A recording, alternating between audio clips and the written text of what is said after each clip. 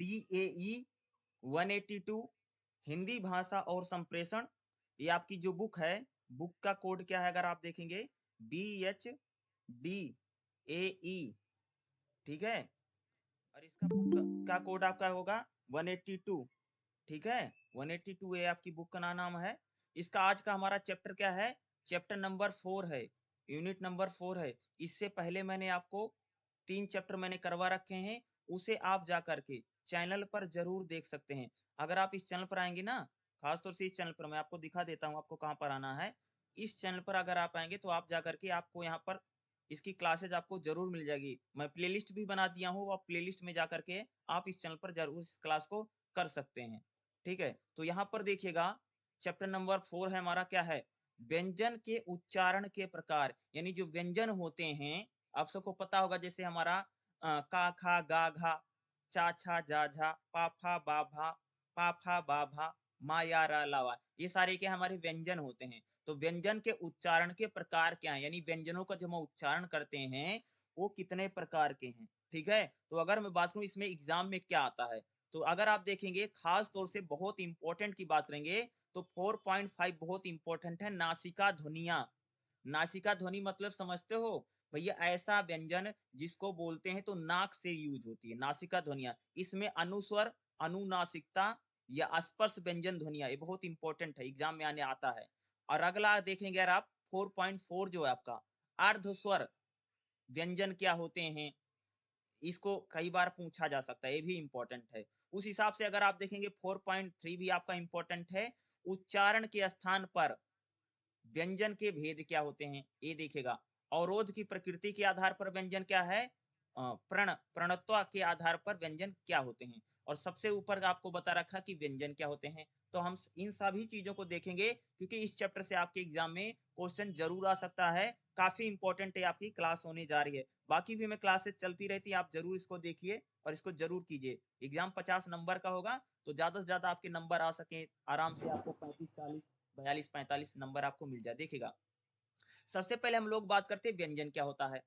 और मैंने आपको पिछली क्लास में बताया था कि स्वरों की सहायता से जिस जिन जिन वर्णों का हम उच्चारण करते हैं उन्हें व्यंजन कहते हैं। क्या बोलोगे, स्वरों की सहायता से जिन हम वर्णों का उच्चारण करते हैं हम उसको क्या बोलते हैं, व्यंजन बोलते हैं भाई।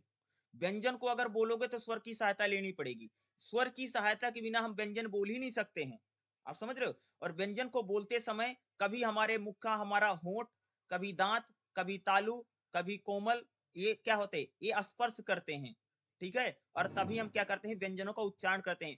कोई भी व्यंजन हो, व्यंजन क्या होते हैं, का से लेकर के का खा गा घा, ठीक है, चाचा झाझा ना, पाफा बाभा मा, यारा लावा सा हा सा छत्रिज्ञान, ये जितने मैंने बोले हैं सारे हमारे व्यंजन हैं। और व्यंजन क्या है भाई, स्वरों की सहायता से जो वर्ण बोले जाते हैं उनको हम क्या कहते हैं, व्यंजन कहते हैं। अगर आप व्यंजन का उच्चारण करोगे ना तो आपके मुंह से कभी हवा दांत से टच करके निकलेगी, कभी आपके होठों को टच करके निकलेगी। यानी अगर हम व्यंजनों का उच्चारण करते हैं, करते समय मुख से बाहर निकलने वाली वायु के मार्ग में बाधा उत्पन्न होती है। कहने का मतलब जब हम व्यंजन बोलते हैं ना तो हमारे मुख से जब हवा निकलती है ना, कभी हमारे दांत से टकराएगी, कभी हमारे होठों होठों से टकराएगी, कभी हमारे तालू से टकराएगी, तो ये टकराव वो बाधा उत्पन्न करते हैं। ये इसी को हम क्या बोलते हैं, व्यंजन। तो व्यंजन क्या होता है ये हमको पता होने चाहिए, तभी तो हम अगली चीजों को आसानी से समझ पाएंगे।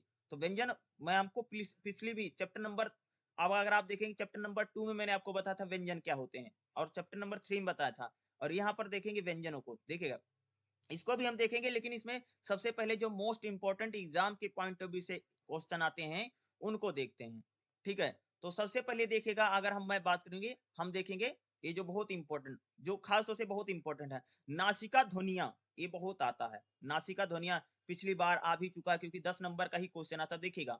नासिका ध्वनि सबसे पहले स्वर यंत्रों पार करने के बाद वायु दो भागों से बाहर निकलती है। कह रहे हैं कि अगर हम किसी स्वर का उच्चारण करते हैं ना तो हमारे जो स्वर हैं या तो हमारे मुख विकार से निकलते हैं या नासिका विकार से। मुख विकार मतलब समझते हो, अगर मैं किसी स्वर को बोलता हूं या मैं किसी व्यंजन को बोलता हूं तो भैया मेरे जो मेरे स्वर हैं या तो मेरे मुख मुख से निकलेंगे या तो मेरे नासिका यानी नाक का भी यूज करके कई बार स्वरों का कोई कोई ऐसा स्वर है ना, अगर तुम बोलोगे अपनी नाक बंद कर लोगे, तुम बोल ही नहीं सकते हो। ठीक है? नाक को बंद यानी कहने का मतलब क्या है कि ऐसे बहुत सारे स्वर या व्यंजन होते हैं जिनको बोलते समय हमारे नाक की मदद लेनी पड़ती है। तुम अपनी नाक बंद कर लो, उस स्वर को तुम बोल ही नहीं पाओगी। ठीक है? तो दो यानी स्वरों को यानी नासिका ध्वनियाँ क्या होती है? कह सकते हो कि ऐसी ऐसी ध्वनियाँ जिनका प्रयोग करते समय हमें नाक का प्रयोग करना पड़ता है, तो वही नासिका ध्वनियाँ। देखिएगा, मुख विकार से निकलने वाली मौखिक ध्वनियाँ मानी जाती है, यानी हमारे जो मुख से ध्वनि निकलती है उनको क्या मानते हैं?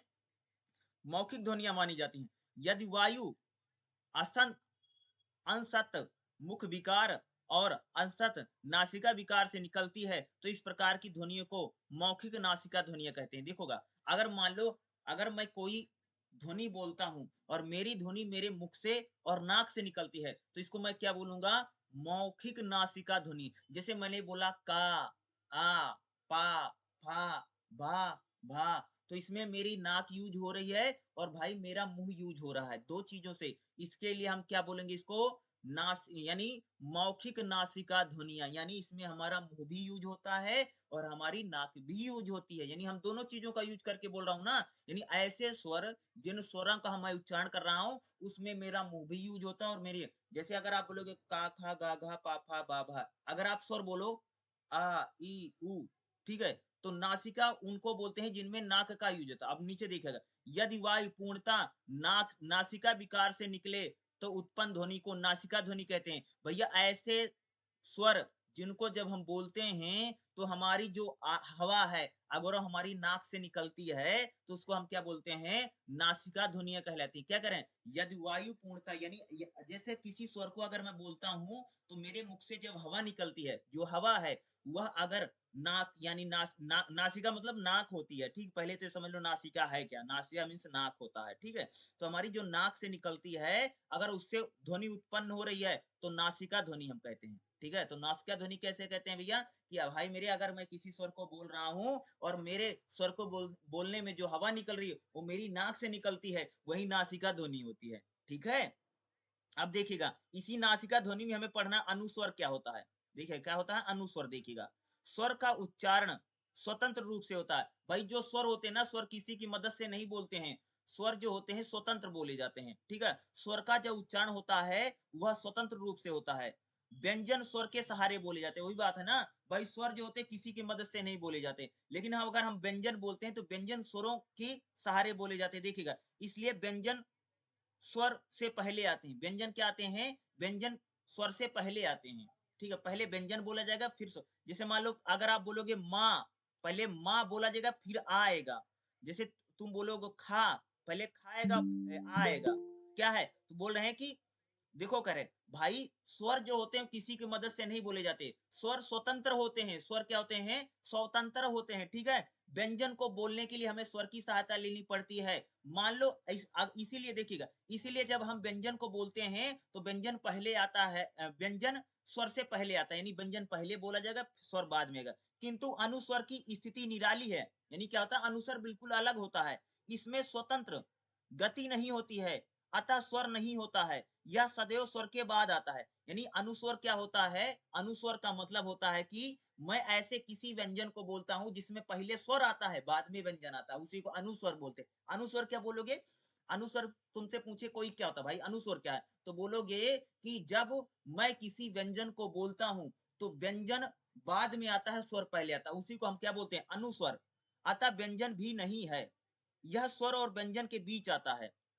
कह सकते हो कि जिसमें स्वतंत्र गति नहीं यानी स्वर नहीं है, या सदैव स्वर के बाद आता है, यानी पहले स्वर आएगा फिर व्यंजन। अनुस्वर क्या होगा? यानी अगर मैं किसी व्यंजन, जैसे मैंने बोला माँ, तो उसमें जो स्वर होगा, यानी अगर कोई व्यंजन होगा तो व्यंजन बाद में आता है, स्वर पहले आता है, तो उसको हम क्या बोलते हैं? अनुस्वर। अंग का विश्लेषण इस प्रकार होगा, जैसे अगर कुछ एग्जाम्पल देखेगा, जैसे आ प्लस गा, पहले आ गया है ना आ, तो यानी स्वर पहले आ गया। अगर मैं एग्जाम्पल बताऊं अनुस्वर क्या है, अनुस्वर में अगर आप देखोगे आ क्या है?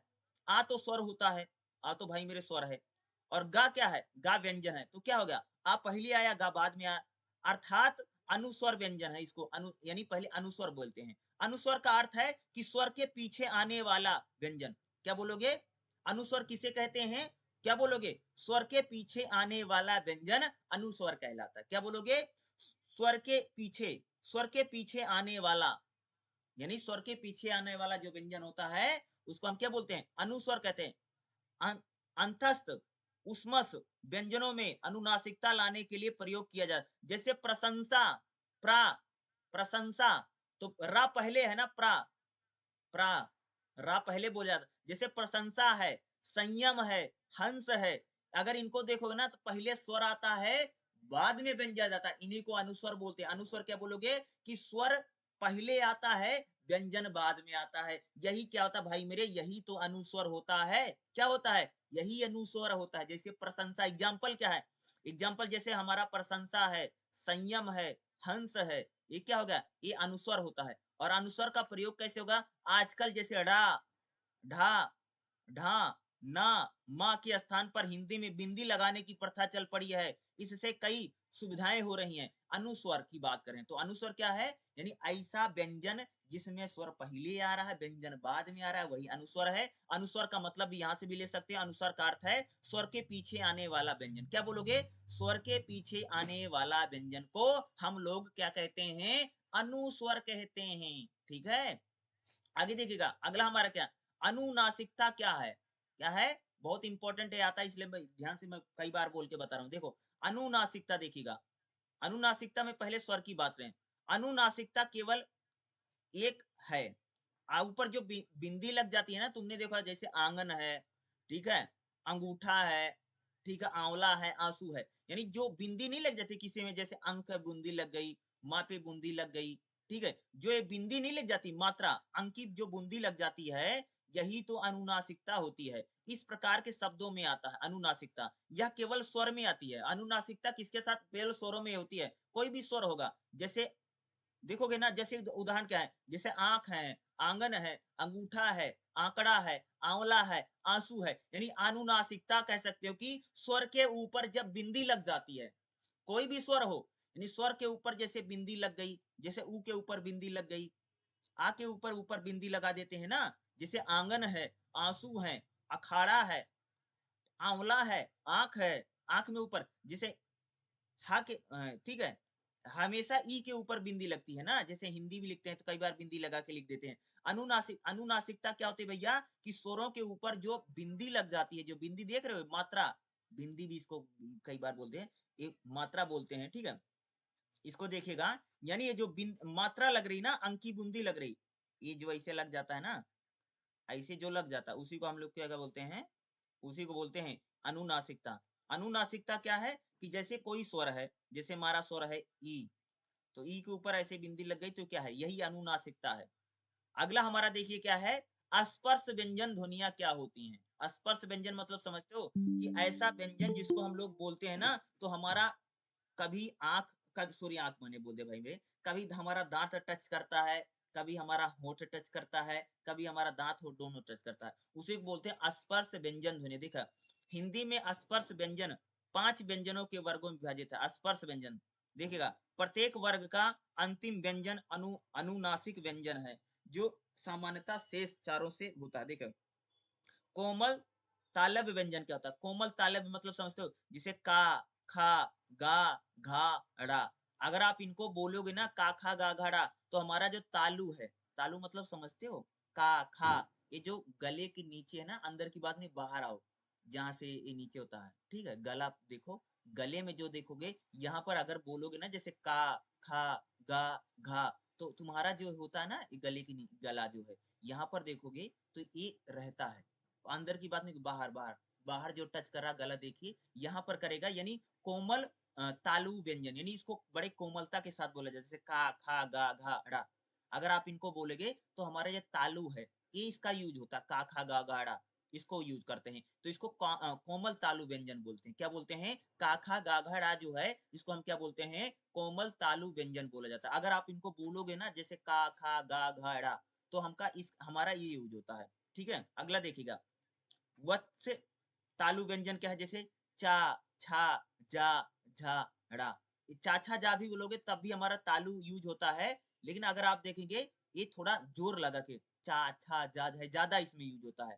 ठीक है, इसमें क्या होता है, इसमें ज्यादा यूज, जैसे देखोगे ना, चा, छा, जा, झा, ड़ा, अगर आप इनको बोलोगे, इनको का ये भी तालु तालु का ही यूज होता है, वत्सल तालु व्यंजन है। अगला देखोगे मूर्ध्या, मूर्धन व्यंजन, मूर्धन व्यंजन क्या है, जैसे टा, ठा, डा, ढा, क्या है, जैसे टा, ठा, डा, ढाणा, अगर आप इनको यूज करोगे तो इनमें क्या है, मूर्ध्या, मूर्धन्य व्यंजन, इनको क्या बोला था, मूर्धन्य व्यंजन बोला जाता है, जैसे टा, ठा, डा, ढाणा, इसको बोला। अगला देखे दंत व्यंजन क्या होता है, दंत दंत व्यंजन क्या है, यानी ऐसा व्यंजन भैया जिसको बोलते समय दांत का यूज होता है। देखो ता, था, दा, धाना बोल के भी देख लो, जैसे ता, था, दा, धाना, तो हमारा इसमें जो दांत है ना उसका बहुत ज्यादा यूज है, ता, था, दा, धा, ना। अगर ता, था, दा, धा ना बोलोगे तो हमारा क्या यूज होता है, हमारा भाई मेरे इसमें दांत यूज होता है, क्या दांत यूज, दंत व्यंजन है, दंत यानी दांत का प्रयोग होता है ना।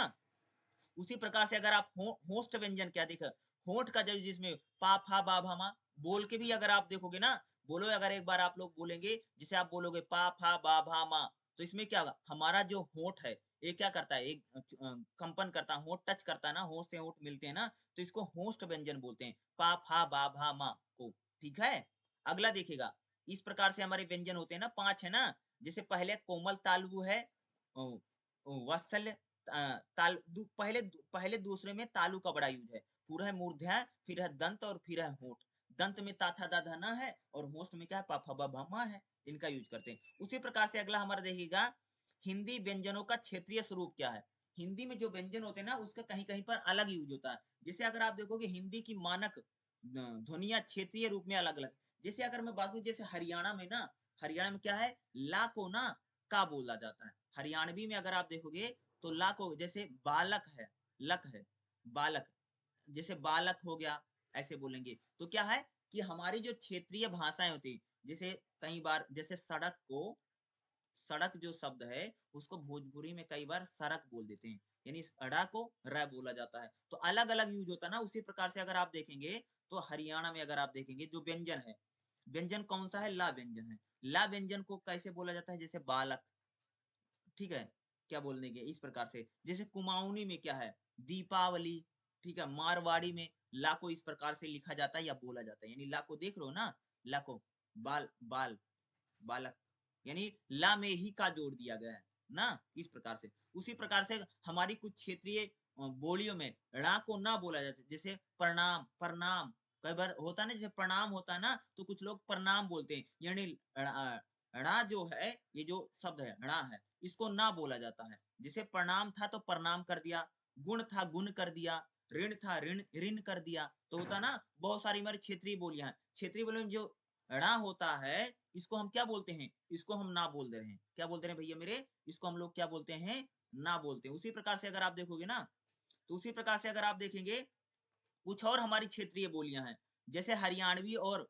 मालवी में ना को णा के रूप में उच्चारित, जैसे हरियाणा में जैसे अपना है, ना को हमेशा णा बोलते हैं, हरियाणा में जो णा शब्द है इसको क्या बोलते हैं, ना को णा बोलते हैं, ना को। जैसे पानी है, ना को पानी बोलेंगे, जैसे अपना है, अपना है अपना बोलेंगे, होना है होना बोलेंगे, ठीक है, अपनों है अपनी है अपनों बोलेंगे, जून है जून बोलेंगे, यानी ना को हरियाणवी में क्या होता है कि ना शब्द जो अगर आप देखेंगे, ना शब्द को णा में बोला जाता है, क्या बोला जाता है हरियाणवी में, यानी यहाँ पर अलग अलग यूज होता है। उसी प्रकार से कुछ बोली में जैसे ब्रज है, कन्नौजी है आदि में ला को ना ड़ा बोला जाता है, जैसे या पर रा ध्वनि उच्चारित है, जैसे दुबला है दुबरा बोल देंगे, बीड़ा है बीरा बोल देंगे, झगड़ा है झगड़ो बोल देंगे, क्या है कन्नौजी में। उसी प्रकार से अगर आप देखोगे थाली है थरिया थरिया बोल देंगे, जोड़ो है जोरो बोल देंगे। तो उसी प्रकार से देखो कुछ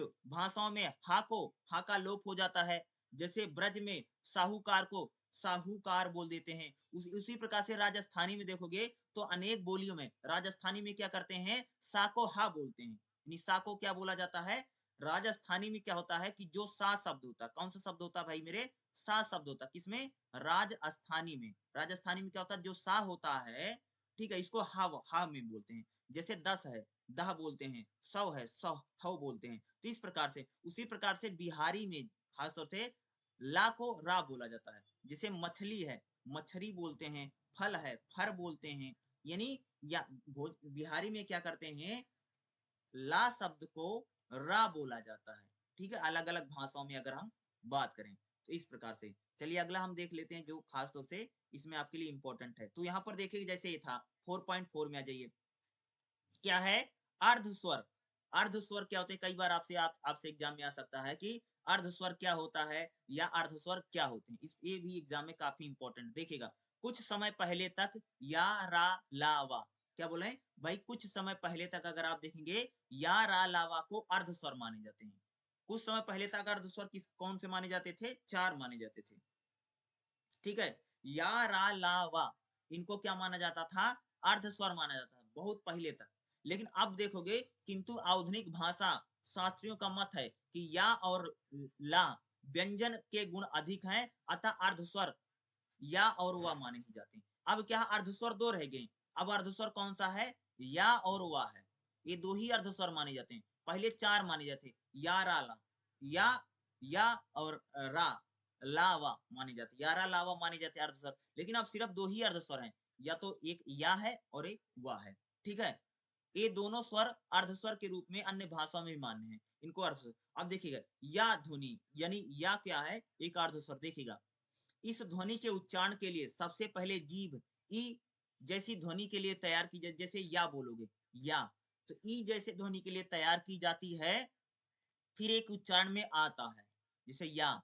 जीवा का मध्य भाग ऊपर उठ करके कठोर तालु के पास पहुंचता है। जैसे अगर आप सघोष, आवृत्ताकार, जैसे अगर आप एग्जांपल दे रखे ना, या ध्वनि का उच्चारण कैसे किया जाता है, इसमें क्या होगा, इसमें जीभ पहले ई की तरह बनती है और फिर क्या होगी, फिर इसमें आ की ध्वनि आती है। ठीक है, इसको या ध्वनि। वा ध्वनि देखो, वा ध्वनि का हम लोग कैसे प्रयोग करते हैं, अगर आप देखेंगे तो क्या होता है, इस ध्वनि के उच्चारण में दांत का ऊपरी पंक्ति के निचले होंठ के संपर्क में आती है। इसमें क्या होता है, अगर वा ध्वनि का प्रयोग करते हैं तो हमारा जो दांत है, ध्यान क्या बोला, वा ध्वनि का अगर हम लोग यूज करते हैं तो उसमें उच्चारण में क्या कि जो हमारा दांत है, क्या बोला है कि जो भाई मेरे हमारा जो दांत है वह ऊपरी पंक्ति के निचले होंठ से संपर्क करता है। यानी जो दांत होता है, दांत क्या करता है, वो ऊपरी पंक्ति के होंठ के संपर्क करता है। वायु, श्वसन वायु से निकलने के लिए बहुत पतला मार्ग रह जाता है, अतः उच्चारण में घर्षण बहुत अधिक होता है। श्वास आयु की गति अत्यंत मंद हो जाती है। वा को कुछ विद्वानों ने घर्षणहीन व्यंजन कहा है। वा को बहुत सारे विद्वान क्या मानते हैं कि घर्षणहीन व्यंजन है, किसको, वा को माना जाता है। उसी प्रकार से रा ध्वनि में अगर आप देखेंगे, रा ध्वनि में क्या है, जब जीभ की नाक उलट करके जब तालु को स्पर्श करती है तब वह पीछे की ओर गिरती है और उसका निचला भाग मूर्धा से छू करके यह ध्वनि उत्पन्न करता है। जैसे सघोष है, अल्प महाप्राण है, या मूर्धा है, या उत्प्रेरक ध्वनि है, इनको बोला जाता है। जैसे उड़ना है तोड़ना है, उड़ना है तोड़ना। ड़ा ध्वनि को अगर आप ड़ा बोलेंगे तो आपको क्या करना पड़ेगा, यानी आपको जीभ जो है वह तालु को टच करेगी और पीछे की ओर गिरेगी और फिर वो मूर्धा को टच करेगा। इसको जैसे ढा बोलते हैं, ढक्कन वाला जो ढा नहीं होता है, ढा ध्वनि एक महाप्राण प्रतिमान है। इस ध्वनि के उदाहरण जैसे गाढ़, बाढ़, चिढ़ना, ढा का इसे हम प्रयोग करते हैं।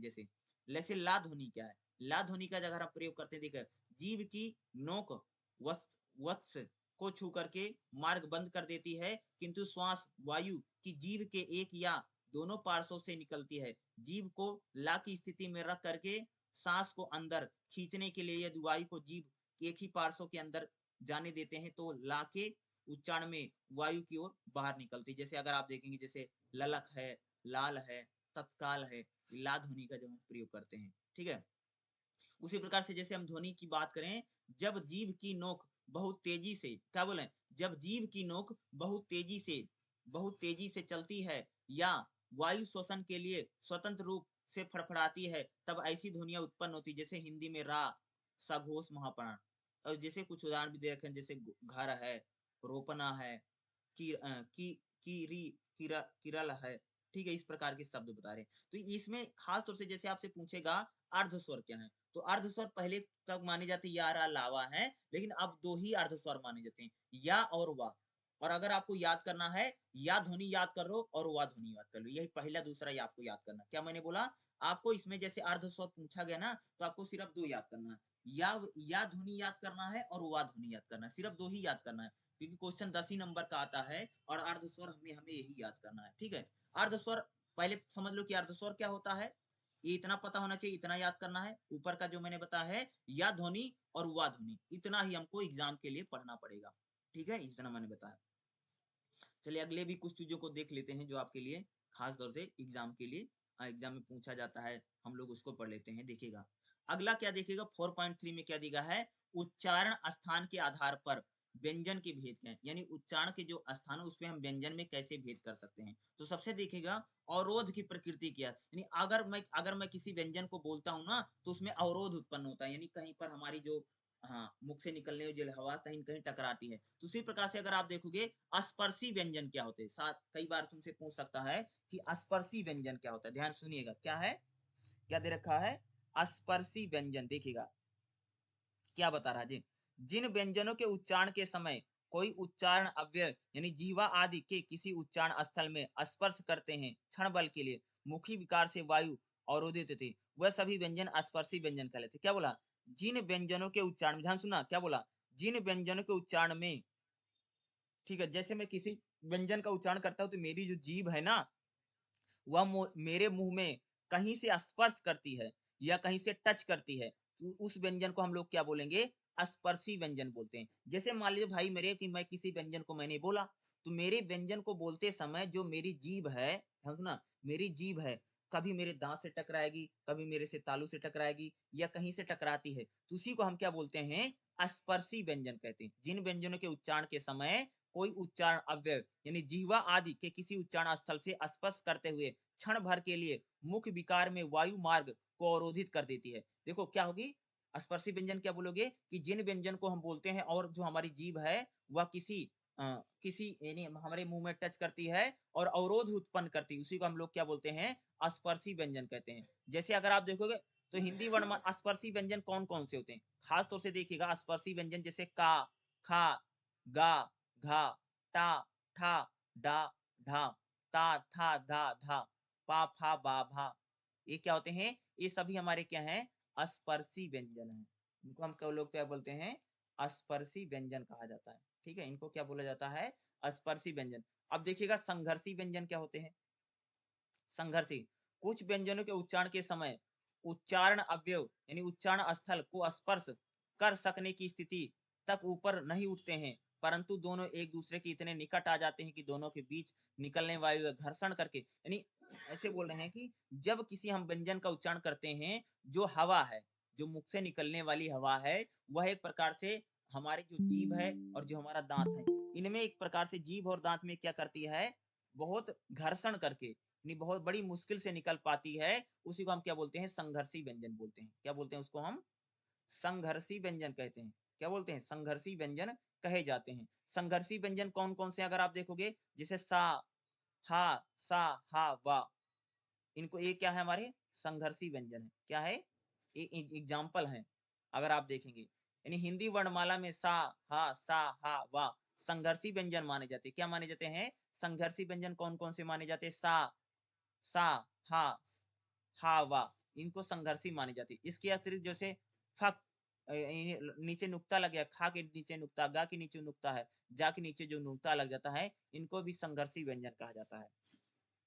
अगला क्या देखेगा, स्पर्शी संघर्षी व्यंजन क्या होते हैं, यानी उसमें स्पर्श भी करेगा और संघर्ष भी करेगा, उसी को हम लोग के कुछ व्यंजनों के उच्चारण में स्पर्श और संघर्ष दोनों होता है। क्या बोलोगे, जिन व्यंजनों के उच्चारण में स्पर्श और संघर्ष दोनों होता है उनको हम क्या बोलते हैं, स्पर्शी संघर्षी व्यंजन बोलते हैं। क्या बोलते हैं, जिन व्यंजनों के उच्चारण में स्पर्श भी होता है और संघर्ष भी होता है, उन्हीं को हम क्या बोलते हैं, स्पर्शी संघर्षी व्यंजन बोलते हैं। और स्पर्शी संघर्षी व्यंजन कौन कौन से हैं, जैसे चा, छा, जा, झा, इनको बोलते हैं। ये स्पर्शी संघर्षी व्यंजनों की क्या है, सूची है। अगर उष्मा व्यंजन क्या होते हैं, उष्मा व्यंजन का मतलब भैया मेरे होता है जिस व्यंजन को बोलने में ज्यादा से ज्यादा क्या लगती है, एनर्जी लगती है, उष्मा व्यंजन बोलते हैं। जैसे फा, सा, सा, हा, यानी उष्मा व्यंजन सामान्यतः अभिप्राय गर्म है। पहले कहा गया था कि एक बार उच्चारण स्थल या उच्चारण अव्यय के बहुत निकट होने की स्थिति में उच्चारण करते हैं। कहने का मतलब ऐसे व्यंजन जिसको बोलते समय हमें ज्यादा एनर्जी लगानी पड़ती है या ज्यादा घर्षण करना पड़ता है, यानी ऐसे व्यंजन जिस व्यंजन को अगर मैं बोलूंगा तो उस व्यंजन को बोलने में बहुत ज्यादा उष्मा यानी एनर्जी लगती है, बहुत ज्यादा ताकत लगानी पड़ती है, उसी को ऊष्मा व्यंजन। जैसे सा, हा, सा, अगर इनको बोलोगे ना ज्यादा, जैसे का खा गा बोलेगा, आराम से बोलोगे, जैसे इसको बोलना ना सा, हा, सा, तो तुमको बहुत थोड़ा एनर्जी लेकर के बोलना पड़ेगा, ठीक है, थोड़ा ताकत के साथ बोलना पड़ेगा।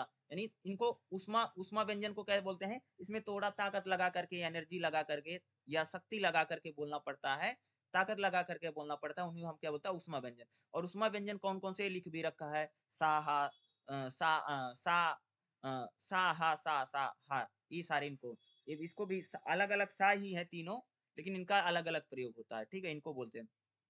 अंतस्थ व्यंजन क्या होते हैं, अंतस्थ देखिएगा, कुछ व्यंजनों के उच्चारण के समय जिह्वा, तालु, दंत, होंठ निकट तो आते हैं, किंतु इनमें कहीं भी स्पर्श नहीं होता है। अंतस्थ का मतलब होता है कि ऐसे व्यंजन जिनको बोलते समय हमारी जीभ हो, दांत हो, तालु हो, ये तो पास में आते हैं, लेकिन टच नहीं करते हैं, टच नहीं करते हैं, उन्हीं को क्या बोलते हैं, अंतस्थ व्यंजन बोलते हैं। अंतस्थ व्यंजन क्या है कि भैया मेरे ऐसे व्यंजन के उच्चारण करते समय, ऐसे व्यंजन का अगर मैं उच्चारण करूंगा, जिस व्यंजन के उच्चारण करते समय हमारी जीभ, तालु, दांत, होंठ पास में तो आते हैं लेकिन टच नहीं करते हैं, इन्हीं को हम क्या बोलते हैं, अंतस्थ व्यंजन कहते हैं। अंतस्थ कहते हैं, क्या बोलते हैं, इन्हीं को हम लोग क्या बोलते हैं, अंतस्थ व्यंजन। जैसे या, रा, ला, वा, क्या है, या, रा, ला, वा, ये चार व्यंजन है, इनको हम क्या बोलते हैं, अंतस्थ व्यंजन कहते हैं। क्या कहते हैं, अंतस्थ व्यंजन कहते हैं।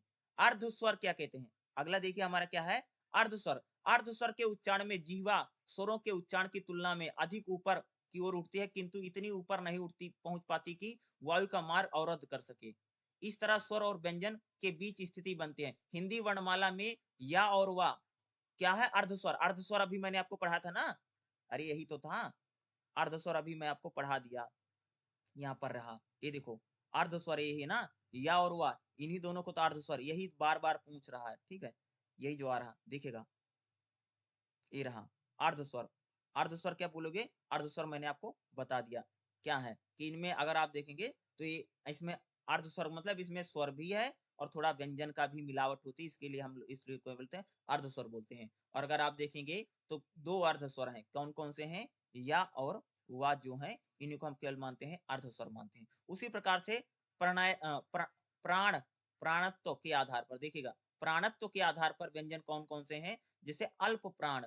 अल्प प्राण क्या होता है देखिएगा, जिन व्यंजनों के उच्चारण में मुख से कम मात्रा में वायु निकलते हैं, यानी जिनके उच्चारण में श्वास बल कम रहता है, उन व्यंजनों को अल्प प्राण कहा जाता है। कई बार आ सकता है अल्प प्राण किसे कहते हैं, भाई मेरे सुनिएगा, अल्प प्राण किसे कहा जाता है कि जिन व्यंजनों के उच्चारण में, जैसे अगर मैं कोई व्यंजन बोलूंगा तो उसमें मेरे मुख से जो निकलने वाली हवा है वह क्या है, उसमें कम बल है।